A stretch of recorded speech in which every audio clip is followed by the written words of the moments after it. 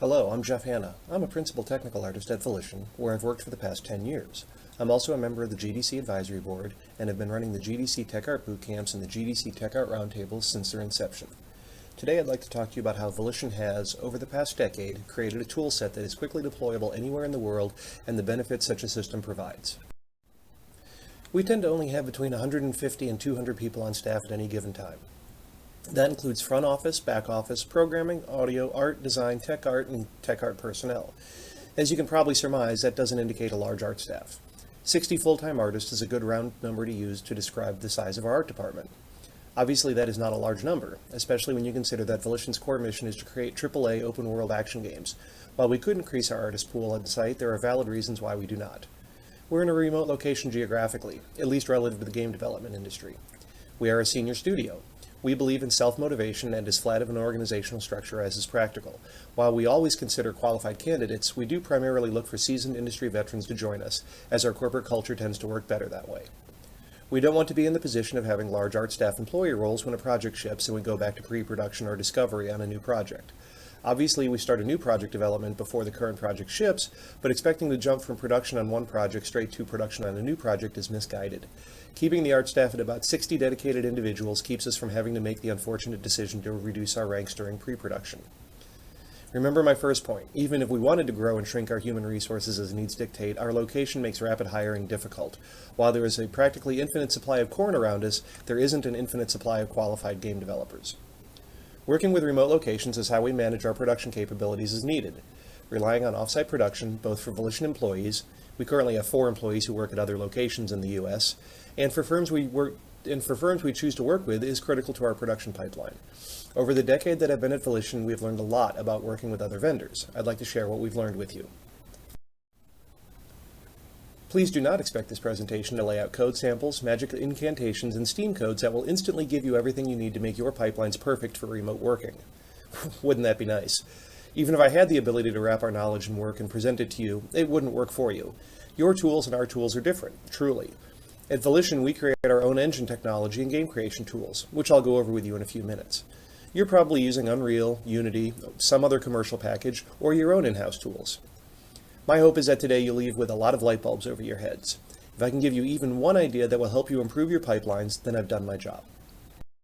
Before I talk about how to make tools and processes that can easily be deployed and managed at remote locations, we need to talk about why. That means we need to have a quick discussion about remote work.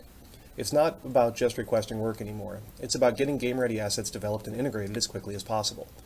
Please do not take this as me saying, if you're just requesting PSDs and 3ds Max files, then you're 100% doing it wrong. Think of this as a challenge. Some of you may already be doing this. If so, awesome. For those of you at studios that are just testing the waters of remote work or wanting to increase the integration between your remote sites and the studios, this is what I feel should be the line in the sand you draw.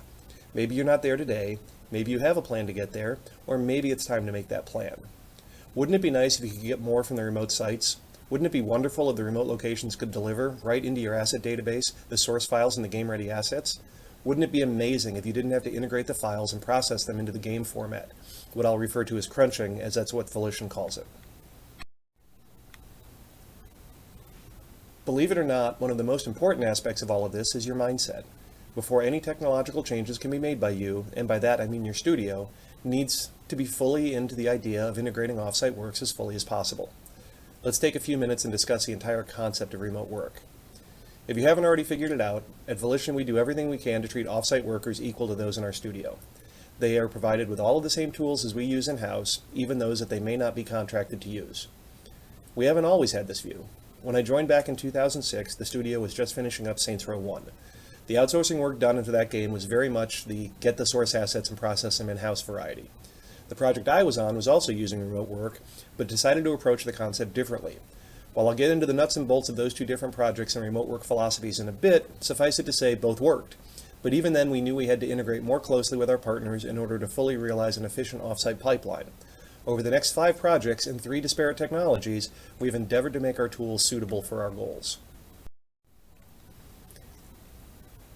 I do not like the word outsourcing. By itself, it promulgates an us versus them mentality. It's a convenient word for sure, and for certain types of remote work, it aptly describes the situation.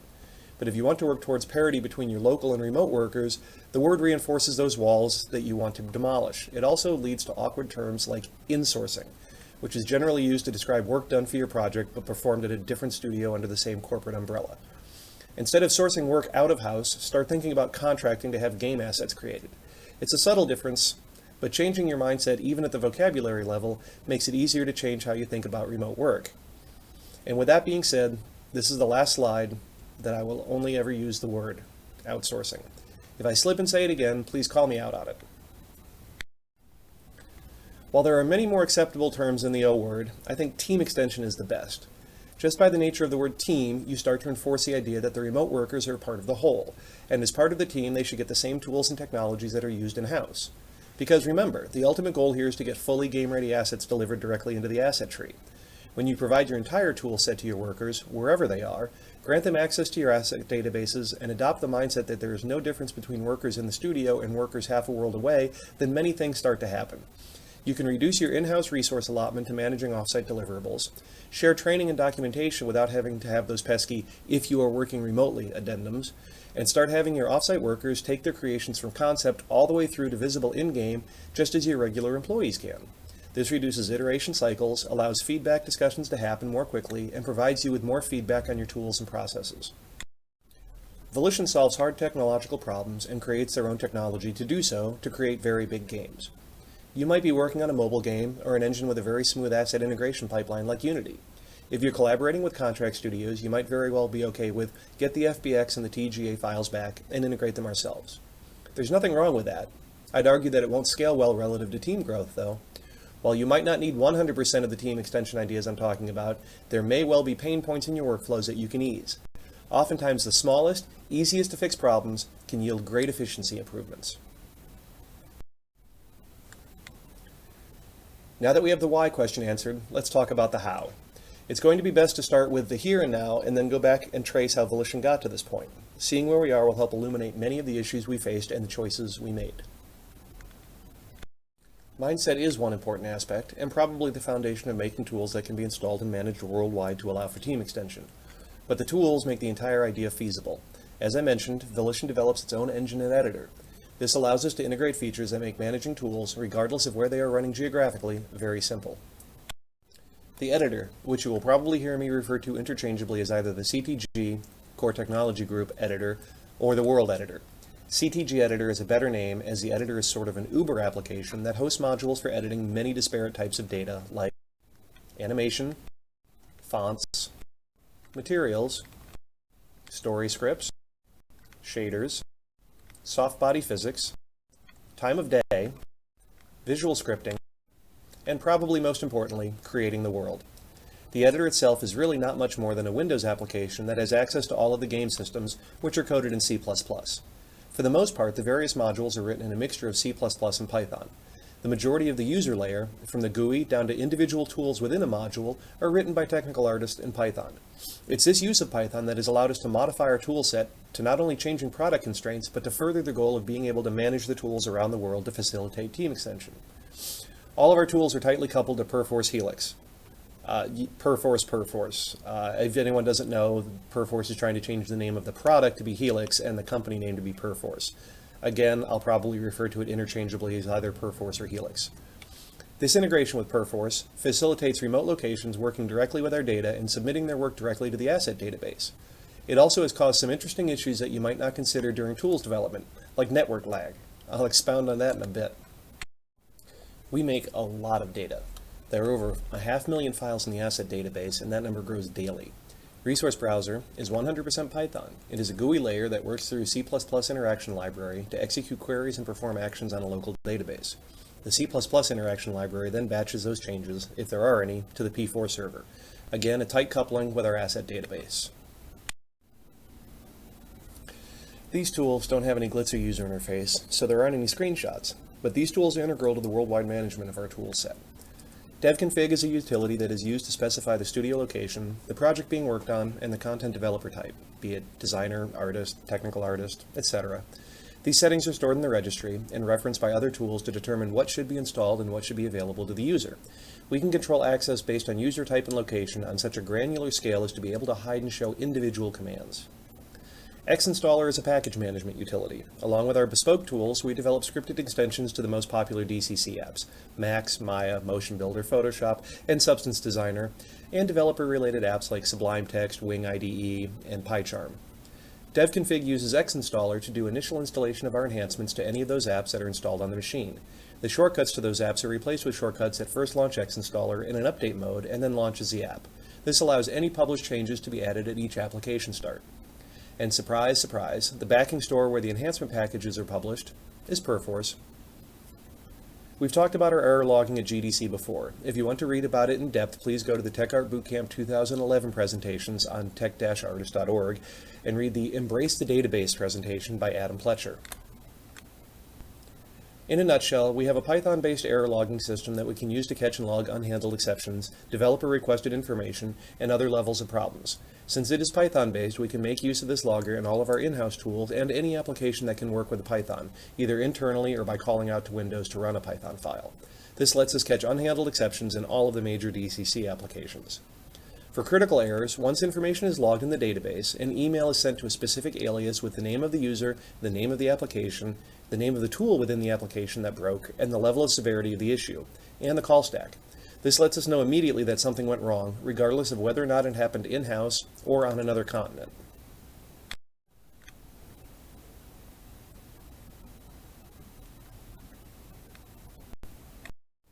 I started at Volition in the spring of 2006.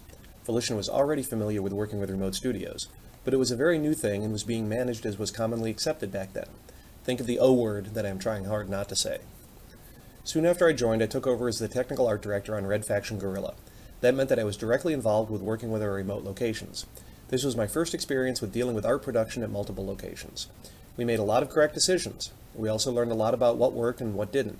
The lessons we learned back then began to shape the view of how we wanted to change our relationships with art vendors. We had two different game development technologies in use at Volition at the time. While the rendering engines and some other systems like AI and vehicles were shared, most everything else was specific to the project. Saints Row used 3ds Max for art creation, animation creation, VFX creation, lighting, nav mesh placement, and world editing. Red Faction, well, let me show you something first, and then I'll describe it.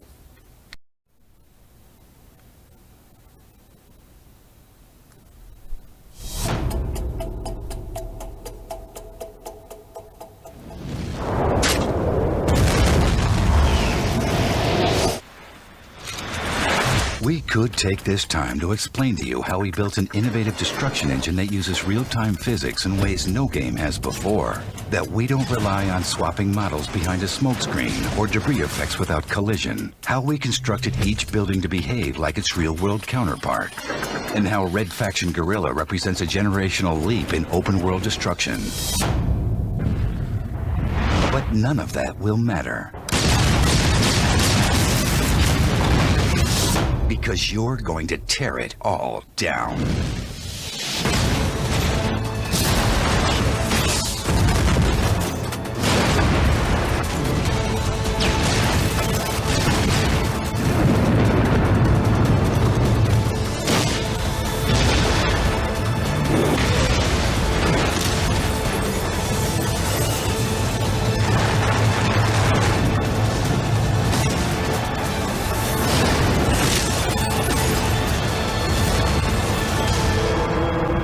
Red Faction Guerrilla.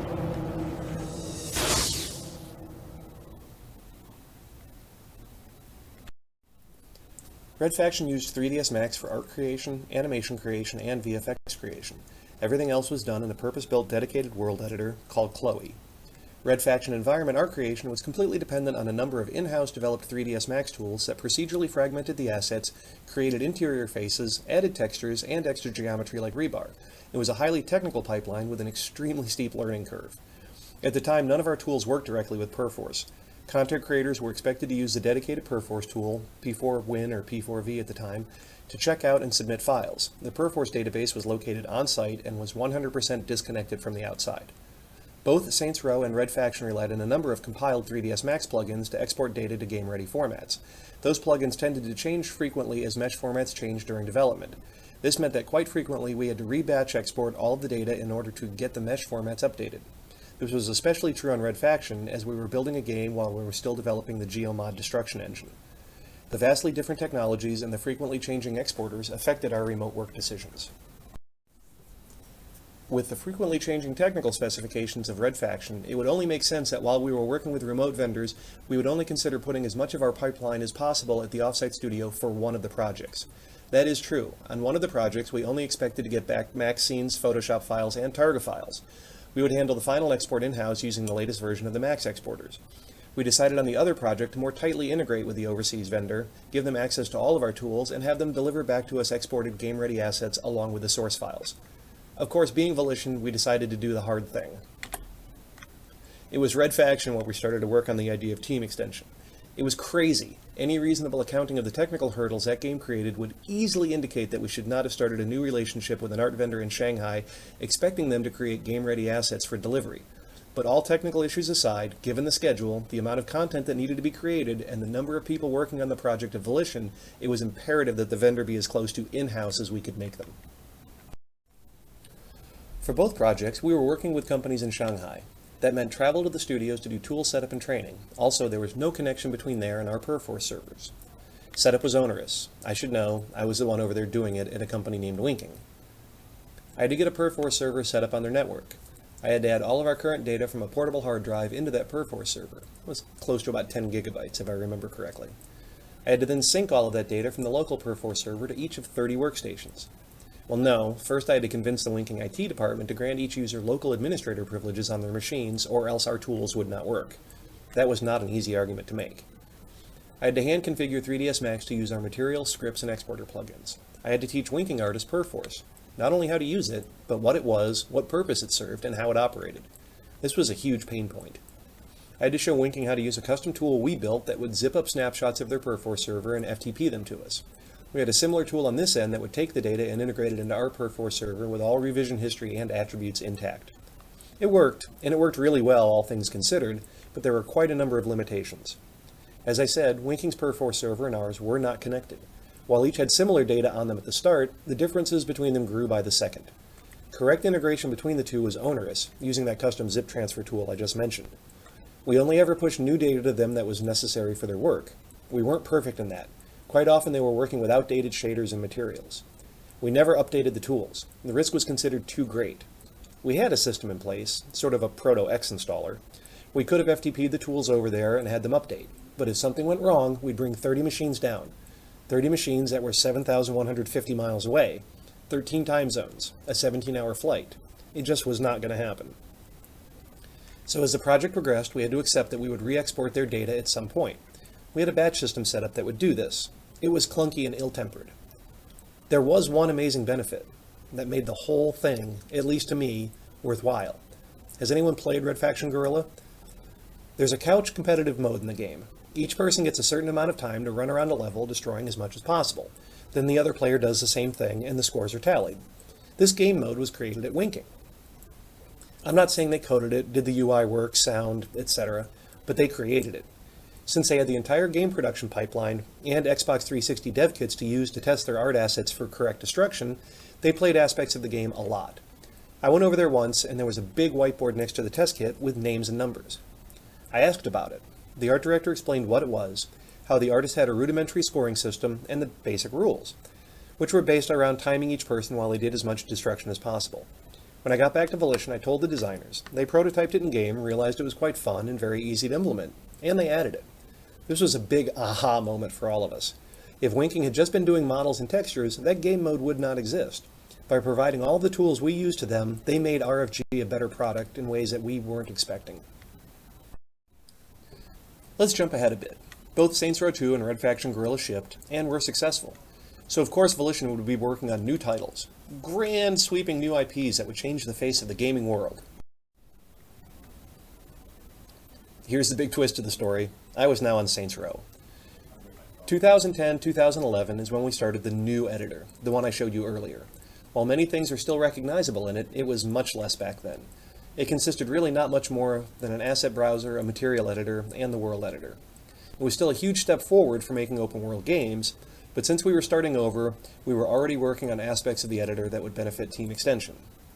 Red Faction Armageddon used the same pipelines, tools, and processes that Red Faction Guerrilla used. The biggest change between Saints Row 2, Red Faction Guerrilla, and Saints Row 3, Red Faction Armageddon was that we were now fully committed to, as much as we were technically capable, having our remote vendors work as extensions to the team. Red Faction Guerrilla had proven that not only was the team extension workable, but that it was less painful and more productive. While we knew we still had major hurdles to overcome, we pushed forward with having both Saints Row 3 and Red Faction Armageddon work with the model that Red Faction Guerrilla had created. Not all that much had changed in terms of setup. It was onerous, I should know. I was the one over there doing it, again at Winking. We had decided to continue to further our relationship with them, in no small part because they understood what we wanted to do and were willing to do things, like give their artists local admin privileges on their machines so our tools would work. I had to get a Perforce server set up on their network. I had to add all of our current data from a portable hard drive onto that Perforce server, again close to about 10 gigabytes if I remember correctly. I had to then sync all of that data from the local Perforce server to each of 30 workstations after having admin privileges set up. I had to hand configure 3ds Max to use our materials, shaders, scripts, and exporter plugins. I had to again teach Winking Artist Perforce, not only how to use it, but what it was, what purpose it served, and how it operated. Again, this was a huge pain point. I had to show Winking how to use a custom tool we built that would zip up snapshots on their Perforce server and FTP them to us. We had a similar tool on this end that would take the data and integrate it into our Perforce server with all revision history and attributes intact. Correct integration between the two was onerous, using that custom zip transfer tool I just mentioned 3 or 4 times.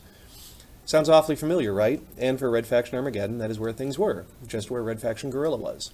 There were some subtle differences for Saints Row 3, though. DevConfig was now online. Our tools could now understand where they were and who was using them. We had a precursor to Xinstaller, called vInstaller, so DCC applications were able to be updated with latest versions of our tools on each startup. We did push updated tools and data to Winking on a fairly regular basis. But as the project was coming to a close and some 11th hour mesh format changes were being made, we decided to stop updating the remote sites and do final game crunches ourselves, just to be safe. So here we are back at the beginning. What have we changed and or accomplished since 2011? Well, there were quite a number of external forces that put significant pressure on Volition at this time. That had us wondering about the future and focusing on areas outside of making team extension work. Homefront was released and failed. The Warhammer MMO was cancelled. There was massive reshuffling at the executive level of THQ. THQ was going to get sold lock, stock, and barrel to a private equity firm. Investors called foul and started a lawsuit. THQ declared bankruptcy. Its assets were sold off to various parties. Red Faction got sold to Nordic Games. Volition and Saints Row ended up being owned by Koch Media. Obviously, we had many things to worry about for a few years. Small things like, do we have jobs? What game are we making? We're still here. We're still making games. Things have changed for sure. We've continued to want full team extension, and we've made great strides towards that. We continue to refine our technology, including better integration with remote locations. Don't expect the game logo to appear here. We haven't announced yet, sorry. But the important thing to note is that we became, at the time of the THQ sale, and still are, a one-project studio. We didn't own Red Faction anymore. Nordic Games got that in the THQ bankruptcy sale. Since we didn't have that IP, there was no need for the technologies used on that project. So the CTG editor was it. This was a very good thing. We now had twice the number of people working on it than we had even 5 years prior. That meant that there were more resources to allocate to each section, which freed up the ability to work on team extension capabilities. So let's wrap this up with where we are now, since that's kind of the point, right? And what we did over the past few years to finally get it all working. Yes, it all works. As I had stated earlier, we worked with a sole vendor, Winking, on Red Faction Guerrilla, Saints Row 2, Red Faction Armageddon, and Saints Row 3. We also worked with them on Saints Row 4. A big reason why we maintained that relationship, and only that relationship, over 5 projects and roughly a decade, is because of the odd technical requirements of our tools. Those items I listed before, needing local administrator accounts, having an on-site Perforce server dedicated only to our work, trusting FTP as a secure file transmission method to move large amounts of private information over the internet. These issues prevented us from being able to work with more vendors. It took a long time to get the relationship with Winking to the point where they would just trust us with these things on each new project. We knew that getting other vendors to do that same level of trust would be a struggle. When we put out bids for our current project, we were not surprised that Winking's prices had gone up. The desire and pressure to find a new vendor was increasing. We had to find one that would work with us and our odd technological issues. But things were going to be slightly different. Instead of having a Perforce server as an island, we wanted to have everyone working out of our on-site Perforce server. Initial tests with this setup, with a studio in the US that had worked with us before, were promising. And we did find a vendor that was willing to work with us. And that uncovered a huge issue. Just as we chose the hard path with Red Faction Guerrilla 10 years prior, we also chose the hard path here. The vendor we decided to work with is located in Kuala Lumpur, Malaysia, which is about 9,400 miles from Champaign, Illinois, with nothing but the Pacific Ocean in between. Initial tests of our tools there were super not good. Remember how I said our tools were tightly coupled to Perforce? How the editor and the tools will check items out or alert the user if the files are in use? Those Perforce checks were taking over 100 milliseconds in Malaysia. Even after getting faster network connections in Kuala Lumpur, the lag was still there. Going with a standalone on-site Perforce server would solve the lag issues, but would reintroduce all of the data delivery issues we'd been wanting to eradicate for almost 10 years. Our IT department worked with Perforce and a cloud hosting company to add Perforce forward replication servers at cloud data centers around the world. I believe our current list is something like Chicago, LA, New York, Sydney, and Berlin. That list is highly variable based on current needs. At any given point, there may be more or fewer replication servers online. Something like this 10 years ago, even 5 years ago, would have required an enormous amount of effort on our part. We'd have had to find the data centers and install and provision the machines. Working with the cloud and hosting company, our IT department had a path between us and Malaysia, with forward replication servers at each stop and a proxy server at the Malaysian vendor up in a matter of days. It was all tested and working with latency values under 20 milliseconds in about a week. I still had to travel to Malaysia to do the system setup, but due to Windows 10, my passport will suffer. After almost a dozen international trips over the past decade, it's no longer necessary for us to send a setup person to the vendor. Weird, right? The reasons we needed to have local admin accounts to run our tools were all due to user access control. Here's a quick list of things user access control will prevent you from doing as a regular user. Add files to any place on the system drive other than c:/users/username. Write to the registry in any location other than HKey current user. That doesn't sound so bad, right? Well, we were doing both of those things pretty much everywhere. Think about it. Where's a good place to stick Mac scripts? In the scripts folder within the 3ds Max installation folder. That's bad under UAC. The same is true for Photoshop, Maya, Motion Builder, etc. And just because we were writing the location and user settings for devconfig in HKey local machine. Internally, we just turned UAC off and gave everyone local admin accounts. Our IT department was okay with that, and it worked. And for remote work, fixing those issues was always something that got kicked down the road, for no reason other than it's not of high importance, and look at this mountain of work that needs to be done. Tech debt is such a wonderful thing, right? So why Windows 10? Up through Windows 7, turning off UAC had no noticeable effect on the user experience. In Windows 8, 8.1, the Metro apps, those live tile mobile-like applications such as the built-in calendar, weather, and email clients, well, they'd not show live tile information if UAC was disabled. That wasn't considered a pressing issue. But when I got a developer copy of Windows 10 to test our pipeline against it, I found that with UAC disabled, the built-in web browser, Edge, refused to launch. So what, right? Everyone uses Firefox or Chrome. Well, let's skip back to Winking for a second and use them as an example. At Winking, no one has internet access, and only the IT department can install software. They have an intranet and intranet-hosted web apps for, things such as task tracking. So everyone uses the OS's default web browser to access line of business applications. Once Windows 10 is widely used, if we wanted to work with Winking, the choices for them would be work with Volition and no one can use their line of business applications, work with Volition and install a different web browser, or don't work with Volition. None of these choices are good, and number 3 would be the easiest to pick, and for Volition, that would be bad. So over the course of a month, while working on other items, I made all of our tools UAC safe. For our internal stuff, it was quite easy, and for the Autodesk products, it was also easy, as Autodesk has added folders within the user's app data local folder tree, where scripts and plugins can be placed safely and the application will still find them and parse them. Photoshop, on the other hand, cannot easily be made UAC safe for scripts.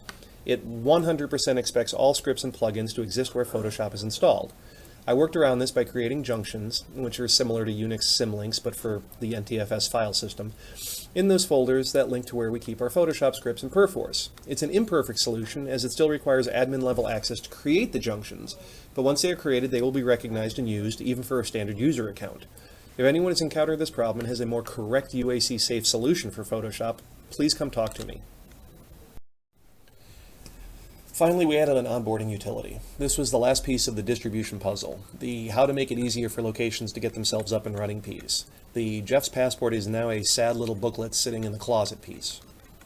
Launchpad is a C# app that shows all available tools. The number and types of tools can change depending on what applications the user has installed and where the user is located geographically. If you've ever used the Google App Launcher, Launchpad behaves very similarly. Click the icon, see the palette, pick a tool, and go. It also displays information including where it's being run, the project being worked on, the last synced version of the tools, the currently available version of the tools, and if those two don't match, a button to get the latest build. Now tool setup at any location goes like this. The offsite location sets up a Perforce proxy server, connects to the nearest forward replication server, and syncs all of our tools and data. They run devconfig to configure the user type and the geographic location. This calls Xinstaller, the package management system, to sync to any necessary in-house tools, including Launchpad, and to any extensions that we've created for commercial applications. Launchpad is used to get the latest build of the tools, both for initial setup and on an ongoing basis. Now that all of the pieces are in place, let me list out one last time for you our tenets for effective remote work. The mindset that no matter where, anyone creating content for our games has access to the latest version of our tools and data. A tools and asset database that is available anywhere. Tools that are easily installed and run regardless of the user's account level on their local machine. Tools that work directly with the asset control system so that creators do not have to know how to do that directly and data is always up to date. And an error logging system that can capture expected and unexpected errors, log them, including the call stack, and report the issues immediately. Remember when I said that we never updated the tools on Red Faction Guerrilla because we were afraid of breaking things? Yeah, that was probably a good decision. Every technical artist at Volition has, and will again, submitted a change that has brought down one or multiple tools all the way around the world. And oh boy is that humbling. It's also no big deal. With instantaneous error reporting, a system to always get the latest build, and tools and data that are replicated around the world in the blink of an eye, it is easy to submit a fix and get everyone going again. It's not the fear of having studios offline for days and frantically scrambling to get international travel arranged that it used to be. There are also some weird network effects that prevent themselves. We are currently working with a firm in St. Petersburg, Russia. That is currently the farthest location east of the international dateline of any of the studios working with us. A few weeks ago, in the middle of the night for us, early morning for them, we started getting reports that our animation cruncher was failing. The logs showed middleware lip sync libraries were failing to initialize. Some programmers who were still in the office were unable to replicate the issue. The next morning, we suddenly had the same issue internally. That was when it was discovered that the middleware's license had expired the day before. Since St. Petersburg is 3 hours ahead of Greenwich Mean Time, they, at the point where the cruncher stopped working for them, were already a day ahead of us. We had to be looking into the future. We didn't know that at the time, now we do.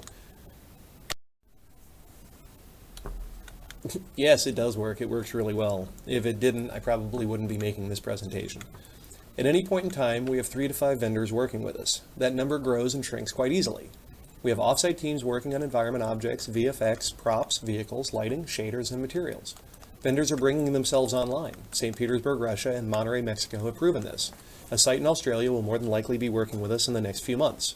We get feature requests from a wide range of users. Many of those requests prove to be huge improvements. Assets are created with the latest data, textures, shaders, and materials, and are delivered directly to our asset database. We have reduced the number of people directly managing offsite relations. It's a huge win, and it can be like this for anybody and any company that's willing to invest the time to make their pipeline work as if it doesn't care about where it's located. But the company has to be completely behind the idea of working as if everybody is on the same team.